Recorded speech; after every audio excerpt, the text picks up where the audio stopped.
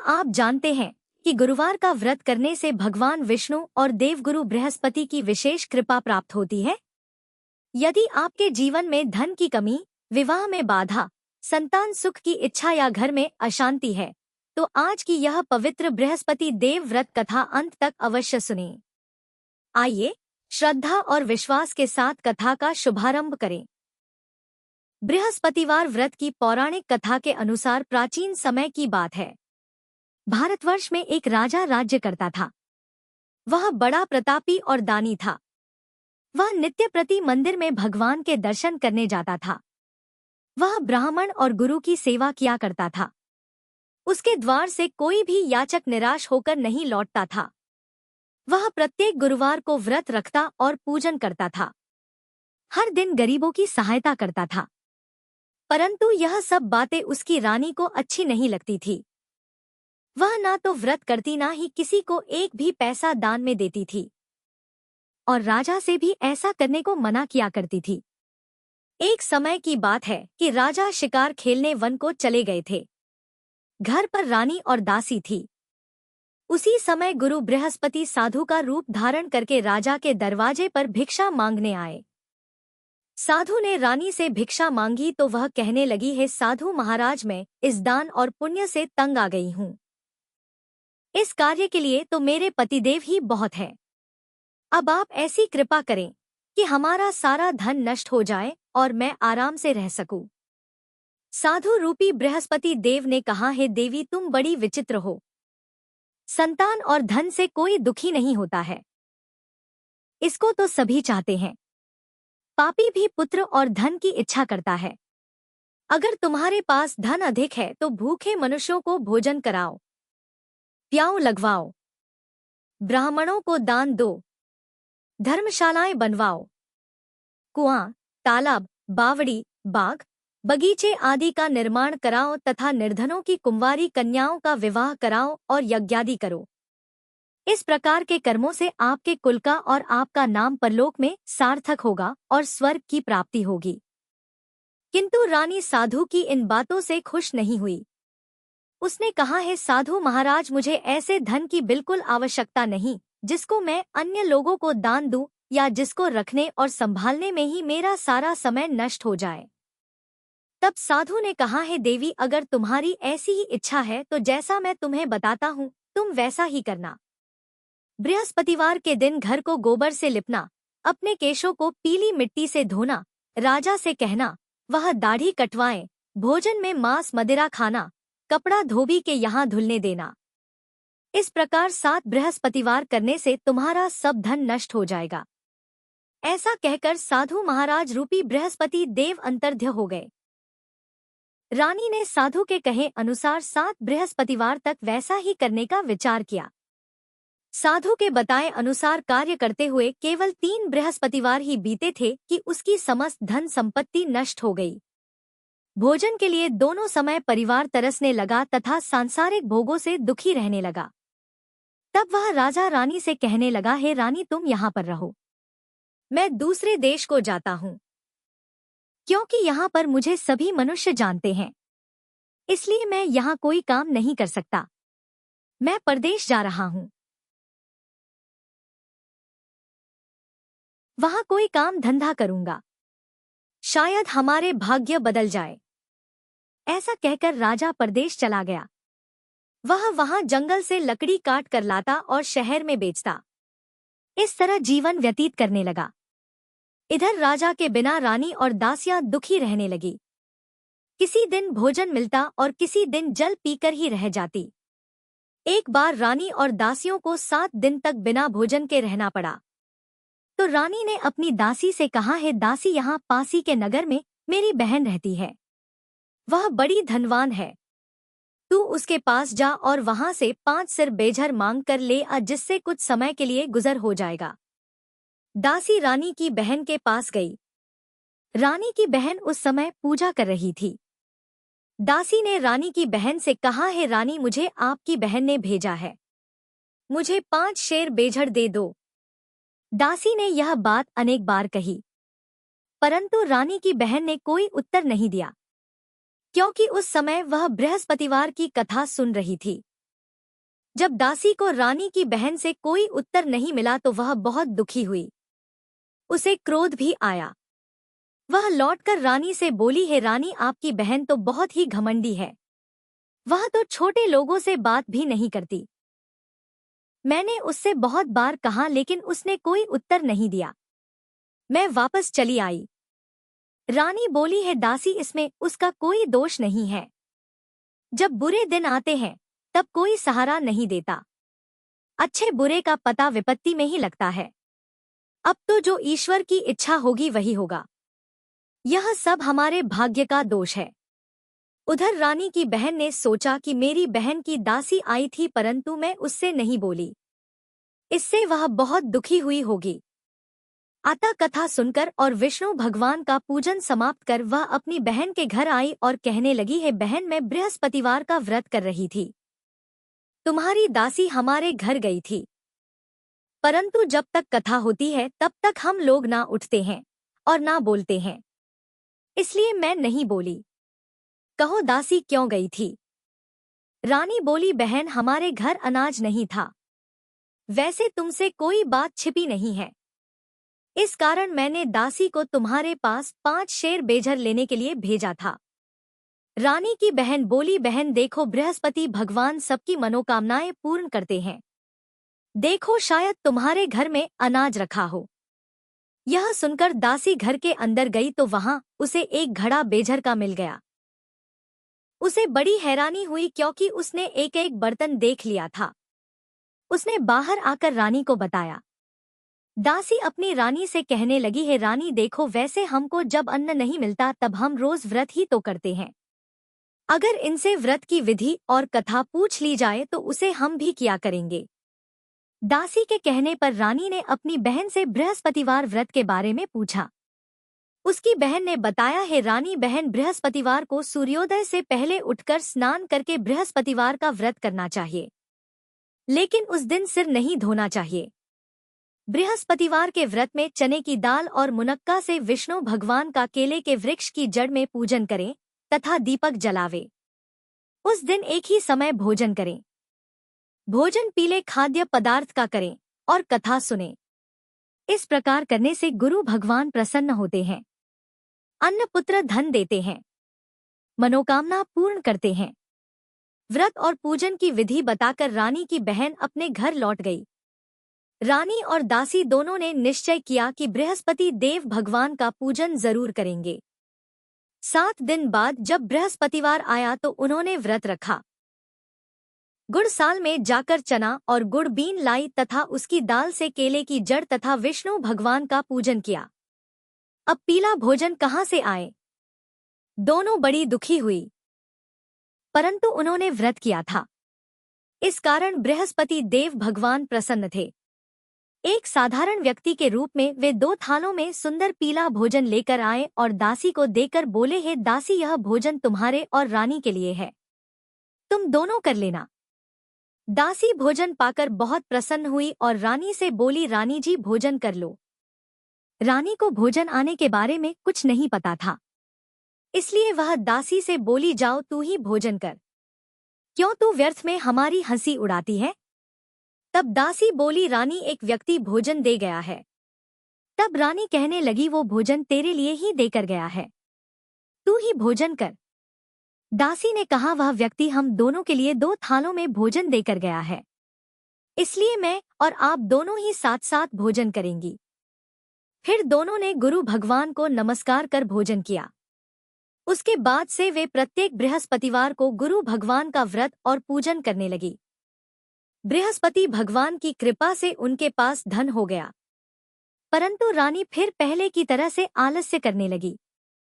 तब दासी बोली, देखो रानी, तुम पहले भी इसी प्रकार आलस्य करती थी, तुम्हें धन रखने में कष्ट होता था, इस कारण सभी धन नष्ट हो गया। अब गुरु भगवान की कृपा से धन मिला है तो तुम्हें फिर आलस्य होता है। बड़ी मुसीबतों के बाद हमने यह धन पाया है, इसलिए हमें दान पुण्य करना चाहिए। तुम भूखे मनुष्यों को भोजन कराओ, प्याऊ लगवाओ, ब्राह्मणों को दान दो, कुआं, तालाब, बावड़ी आदि का निर्माण करवाओ, मंदिर पाठशाला बनवाकर दान दो। कुंवारी कन्याओं का विवाह करवाओ। धन को शुभ कार्यों में खर्च करो, जिससे तुम्हारे कुल का यश बने और स्वर्ग प्राप्त हो और पितर भी प्रसन्न हो। दासी की बात मानकर रानी ने इसी प्रकार के कर्म करने प्रारंभ कर दिए, जिससे उनका काफी यश फैलने लगा। एक दिन रानी और दासी आपस में विचार करने लगी कि न जाने राजा किस दशा में होंगे। उनकी कोई खोज खबर नहीं है। उन्होंने बृहस्पति देव से प्रार्थना की और तब भगवान ने रात्रि में राजा को स्वप्न में कहा, हे राजा उठ, तेरी रानी तुझको याद करती है। अब अपने देश को वापस लौट जा। राजा प्रातःकाल उठकर जंगल से लकड़ियां काटकर लाने के लिए जंगल की ओर चल पड़ा।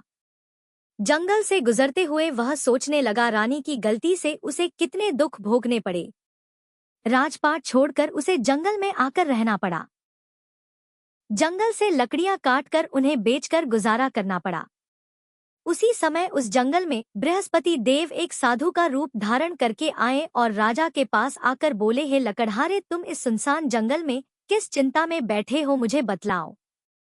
यह सुनकर राजा की आंखों में आंसू भर आए और साधु की वंदना करके वह बोला, हे प्रभु, आप सब कुछ जानने वाले हैं। ऐसा कहकर राजा ने साधु को अपनी संपूर्ण कथा सुना दी। महात्मा दयालु होते हैं।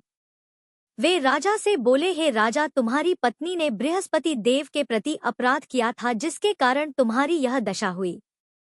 अब तुम किसी प्रकार की चिंता मत करो, भगवान तुम्हें पहले से अधिक धन देंगे। देखो, तुम्हारी पत्नी ने बृहस्पतिवार का व्रत करना प्रारंभ कर दिया है। अब तुम भी बृहस्पतिवार का व्रत करके चने की दाल और गुड़ जल के लोटे में डालकर केले का पूजन करो। फिर कथा कहो या सुनो, भगवान तुम्हारी सब मनोकामनाओं को पूर्ण करेंगे। साधु को प्रसन्न देखकर राजा बोला, हे प्रभु, मुझे लकड़ी बेचकर इतना पैसा नहीं मिलता जिससे भोजन करने के उपरांत कुछ बचा सकूं, और मैंने रात्रि में अपनी रानी को व्याकुल देखा है। मेरे पास कोई साधन नहीं जिससे समाचार जान सकूं। फिर मैं बृहस्पति देव की क्या कहानी कहूं? मुझे तो कुछ भी नहीं मालूम है। साधु ने कहा, हे राजा, तुम किसी बात की चिंता मत करो। बृहस्पतिवार के दिन तुम रोजाना की तरह लकड़ियां लेकर शहर में जाओ। तुम्हें रोज से 2 गुना धन प्राप्त होगा, जिससे तुम भलीभांति भोजन कर लोगे और बृहस्पति देव की पूजा का सामान भी आ जावेगा। बृहस्पतिवार की कथा इस प्रकार है। प्राचीन काल में एक बहुत ही निर्धन ब्राह्मण था। उसकी कोई संतान नहीं थी।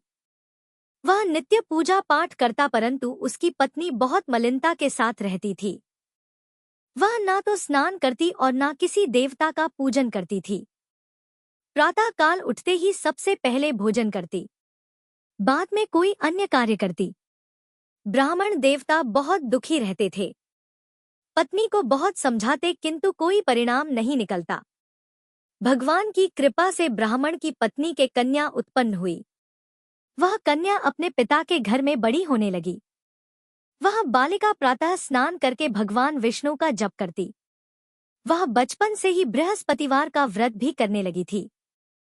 पूजा पाठ समाप्त कर स्कूल जाती तो अपनी मुट्ठी में जौ भरकर ले जाती और पाठशाला जाने के मार्ग में डालती जाती। वही जौ सोने के हो जाते तो लौटते समय उनको बिनकर घर ले आती। एक दिन वह बालिका सोप में उन सोने के जौ को फटक कर साफ कर रही थी।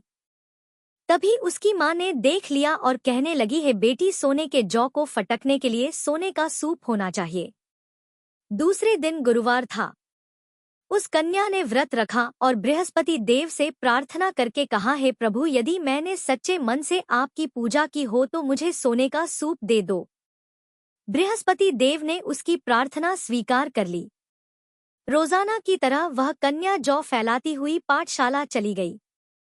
पाठशाला से लौटकर जब वह जौ बिन रही थी तो बृहस्पति देव की कृपा से उसे सोने का सूप मिला। उसे वह घर ले आई और उससे जौ साफ करने लगी, परंतु उसकी माँ का वही ढंग रहा। एक दिन की बात है, वह कन्या सोने के सूप में जौ साफ कर रही थी। उस समय उस नगर का राजकुमार वहां से होकर निकला। इस कन्या के रूप और सोने के सूप में जौ को साफ करते देखकर वह उस कन्या पर मोहित हो गया। राजमहल आकर वह भोजन तथा जल त्याग कर उदास होकर लेट गया। राजा को जब राजकुमार द्वारा अन्न जल त्यागने का समाचार मिला तो अपने मंत्रियों के साथ वह अपने पुत्र के पास आए और बोले, हे बेटा, तुम्हें किस बात का कष्ट है? किसी ने अपमान किया है अथवा कोई और कारण है? मुझे बताओ, मैं वही करूंगा जिससे तुम्हें प्रसन्नता हो। तब राजकुमार ने अपने पिता की बातें सुनी और बोला, मुझे आपकी कृपा से किसी बात का दुख नहीं है। किसी ने मेरा अपमान नहीं किया है, परंतु मैं उस लड़की के साथ विवाह करना चाहता हूँ जो सोने के सूप में जौ साफ कर रही थी। यह सुनकर राजा आश्चर्य में पड़ गया और बोला, हे बेटा, इस तरह की कन्या का पता तुम ही लगाओ, मैं उसके साथ तुम्हारा विवाह अवश्य ही करवा दूंगा। राजकुमार ने राजा को उस लड़की के घर का पता बतलाया। मंत्री उस लड़की के घर गया और राजा का आदेश ब्राह्मण को सुनाया। कुछ दिन बाद ब्राह्मण की कन्या का विवाह राजकुमार के साथ संपन्न हो गया। कन्या के घर से जाते ही उस ब्राह्मण देवता के घर में पहले की तरह गरीबी का वास हो गया। अब भोजन के लिए भी अन्न बड़ी मुश्किल से मिलता था। एक दिन दुखी होकर ब्राह्मण अपनी पुत्री से मिलने गया। बेटी ने पिता की दुखी अवस्था को देखा और अपनी मां का समाचार पूछा। ब्राह्मण देवता ने सभी हाल कह सुनाया। तब कन्या ने बहुत सारा धन देकर अपने पिता को विदा कर दिया। इस तरह ब्राह्मण का कुछ समय सुख पूर्वक बीता, लेकिन कुछ दिन बाद फिर वही हाल हो गया। ब्राह्मण फिर अपनी कन्या के यहाँ गया और सभी हाल कहा तो पुत्री कहने लगी, हे पिताजी, अब माताजी को यहाँ लेवा लाओ, मैं उन्हें वह विधि बता दूंगी जिससे गरीबी दूर हो जाए। अब ब्राह्मण देवता अपनी पत्नी को साथ लेकर अपनी पुत्री के पास राजमहल में पहुंचे तो पुत्री अपनी मां को समझाने लगी, हे मां, तुम प्रातः काल उठकर प्रथम स्नाना आदि करके विष्णु भगवान का पूजन करो तो सब दरिद्रता दूर हो जाएगी। परंतु उसकी मां ने उसकी एक बात नहीं मानी। वह प्रातः काल उठकर अपनी पुत्री का बचा जूठन खा लेती थी। एक दिन उसकी पुत्री को बहुत गुस्सा आया। उसने एक रात ओशरी से सारा सामान निकाल दिया और उसमें अपनी मां को बंद कर दिया। प्रातः उसमें से निकाला और स्नानादि कराकर पूजा पाठ करवाया तो उसकी मां की बुद्धि ठीक हो गई। इसके बाद वह नियम से पूजा पाठ करती और प्रत्येक बृहस्पतिवार को व्रत करने लगी। इस व्रत के पुण्य प्रभाव से उसकी मां भी बहुत धनवान हो गई और बृहस्पति देवता के प्रभाव से स्वर्ग को गई। वह ब्राह्मण भी सुख पूर्वक इस लोक का सुख भोग कर स्वर्ग को प्राप्त हुए। इस तरह कहानी कहकर साधु महाराज वहां से लोभ हो गए। धीरे धीरे समय बीतने पर फिर बृहस्पतिवार का दिन आया। राजा जंगल से लकड़ी काटकर किसी शहर में बेचने गए। उसे उस दिन और दिनों से अधिक धन मिला। राजा ने चना, गुड़ आदि लाकर बृहस्पतिवार का व्रत किया। उस दिन से उसके सभी क्लेश दूर हुए। परंतु जब अगला गुरुवार का दिन आया तो वह बृहस्पतिवार का व्रत करना भूल गया। इस कारण बृहस्पति भगवान नाराज हो गए। उस दिन उस नगर के राजा ने विशाल यज्ञ का आयोजन किया तथा अपने समस्त राज्य में घोषणा करवा दी कि कोई भी मनुष्य अपने घर में भोजन ना बनाए और आग भी ना जलाए। समस्त जनता मेरे यहाँ भोजन करने आए। इस आज्ञा को जो ना मानेगा उसको फांसी की सजा दी जाएगी। राजा की आज्ञा अनुसार राज्य के सभी निवासी राजा के भोज में सम्मिलित हुए, लेकिन लकड़हारा कुछ देर से पहुंचा, इसलिए राजा उसको अपने साथ महल में ले गए। जब राजा लकड़हारे को भोजन करा रहे थे तो रानी की दृष्टि उस खूंटी पर पड़ी जिस पर उसका हार लटका हुआ था। उसे हार खूंटी पर लटका दिखाई नहीं दिया। रानी को निश्चय हो गया कि मेरा हार उस लकड़हारे ने चुरा लिया है। उसी समय सैनिक बुलवाकर उसको कैदखाने में डलवा दिया। जब लकड़हारा कारागार में पड़ गया तो बहुत दुखी होकर विचार करने लगा कि न जाने कौन से पूर्व जन्म के कर्म से मुझे दुख प्राप्त हुआ है, और उसी साधु को याद करने लगा जो जंगल में मिला था। तत्काल बृहस्पति देव साधु के रूप में प्रकट हो गए और उसकी दशा को देखकर कहने लगे, अरे मूर्ख, तूने बृहस्पति देवता की कथा नहीं की, इस कारण तुझे दुख प्राप्त हुआ है। अब चिंता मत कर। बृहस्पतिवार के दिन कारागार के दरवाजे पर 4 पैसे पड़े मिलेंगे। उनसे तू बृहस्पति देव की पूजा करना तो तेरे सभी कष्ट दूर हो जाएंगे। अगले बृहस्पतिवार उसे कारागार के द्वार पर 4 पैसे पड़े मिले। राजा ने पूजा का सामान मंगवाकर कथा कही और प्रसाद बांटा। उसी रात्रि को बृहस्पति देव ने उस नगर के राजा को स्वप्न में कहा, हे राजा, तूने जिस आदमी को कारागार में बंद करा दिया है वह निर्दोष है। वह राजा है, उसे छोड़ देना। रानी का हार उसी खूंटी पर लटका हुआ है। अगर तू ऐसा नहीं करेगा तो मैं तेरे राज्य को नष्ट कर दूंगा। राजा प्रातःकाल उठा और खूंटी पर हार टंगा देखकर लकड़हारे को बुलाकर क्षमा मांगी तथा राजा के योग्य सुंदर वस्त्र आभूषण भेंट कर उसे विदा किया। गुरुदेव की आज्ञा अनुसार राजा अब अपने नगर को चल दिया। राजा जब नगर के निकट पहुंचा तो उसे बड़ा ही आश्चर्य हुआ। नगर में पहले से अधिक बाग, तालाब और कुएं तथा बहुत सी धर्मशाला, मंदिर आदि बने हुए हैं। राजा ने पूछा कि यह किसका बाग और धर्मशाला है? तब नगर के सब लोग कहने लगे, यह सब रानी और दासी द्वारा बनवाए गए हैं। राजा को आश्चर्य हुआ और गुस्सा भी आया। जब रानी ने खबर सुनी कि राजा आ रहे हैं तो उसने अपनी दासी से कहा, है दासी, देख राजा हमको कितनी बुरी हालत में छोड़ गए थे। वह हमारी ऐसी हालत देखकर लौट ना जाए, इसलिए तू दरवाजे पर खड़ी हो जा। रानी की आज्ञा अनुसार दासी दरवाजे पर खड़ी हो गई। जब राजा आए तो उन्हें अपने साथ महल में लिवा लाई। तब राजा ने क्रोध करके अपनी तलवार निकाली और पूछने लगा, बताओ यह धन तुम्हें कैसे प्राप्त हुआ है? तब रानी ने बताया, हमें यह सब धन बृहस्पति देव के व्रत के प्रभाव से प्राप्त हुआ है। राजा ने तब निश्चय किया कि 7 रोज बाद तो सभी बृहस्पति देव का पूजन करते हैं, परंतु मैं रोजाना दिन में 3 बार कथा कहाँ करूंगा तथा रोज व्रत किया करूंगा। अब हर समय राजा के दुपट्टे में चने की दाल बंधी रहती तथा दिन में 3 बार वह कथा कहता। एक दिन राजा ने विचार किया कि चलो अपनी बहन के यहाँ आवे। इस तरह का निश्चय कर राजा घोड़े पर सवार होकर अपनी बहन के यहाँ चल पड़ा। रास्ते में उसने देखा कि कुछ आदमी एक मुर्दे को लिए जा रहे हैं। उन्हें रोककर राजा कहने लगा, अरे भाइयों, मेरी बृहस्पतिवार की कथा सुन लो। वे बोले, लो हमारा तो आदमी मर गया है, इसको अपनी कथा की पड़ी है। परंतु कुछ आदमी बोले, अच्छा कहो, हम तुम्हारी कथा भी सुनेंगे। राजा ने दाल निकाली और कथा कहनी शुरू कर दी। जब कथा आधी हुई तो वह मुर्दा हिलने लगा और जब कथा समाप्त हुई तो राम राम करके वह मनुष्य खड़ा हो गया। राजा आगे बढ़ा, उसे चलते चलते शाम हो गई।